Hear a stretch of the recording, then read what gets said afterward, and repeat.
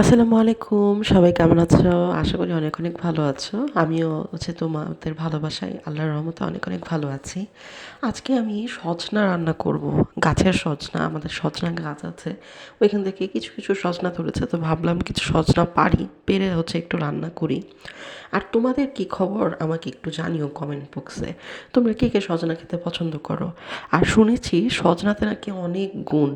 অনেকে যদিও এটা খায় 12 মাসই না পাওয়া গেলেও একটু গরমকালে মানে ফেব্রুয়ারি থেকে সজনাটা পাওয়া যায়। 2 থেকে 3 মাস পর্যন্ত সজনাটা থাকে। তো চলো কথা না বাড়িয়ে চলে যাই সজনাতে।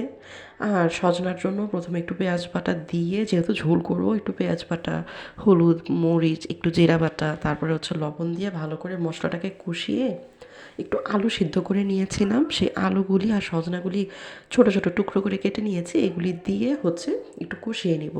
তবে সজনার না একটা জিনিস আছে, তুমি যদি সজনাটাকে একটু ছিলিয়ে অনেক বেশি ছোট করে ফেলো, সেই সজনাটা তুমি আর খেতে পারবে না।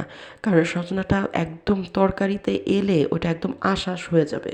সেই জন্য চেষ্টা করবে সজনার টুকরাটাকে একটু বড় রাখার জন্য, যাতে তুমি চিবিয়ে চিবিয়ে সজনাটাকে খেতে পারো। তো সজনা প্রায় কষানো শেষ। এখন আমি মাছটা দিয়ে দিব একটু ঝোল দিয়ে। আর এখানে কিন্তু একটু ঝোল ঝোল রাখতে হবে, কারণ আলু সেদ্ধ যেটা দেওয়া হয়েছে, আলু সেদ্ধটা কিন্তু ঝোলের জন্য অনেকটুকু পানি টেনে নিবে। এই জন্য একটু ঝোল ঝোল রাখাই ভালো। যদি একটু বেশি শুকিয়ে ফেলো তাহলে কিন্তু আর ঝোল ঝোল তোমরা একটু খেতে পারবে না। তো এটা দেখো ফাইনাল লুক কেমন হয়েছে আমাকে জানাবে। ওকে, আল্লাহ হাফেজ।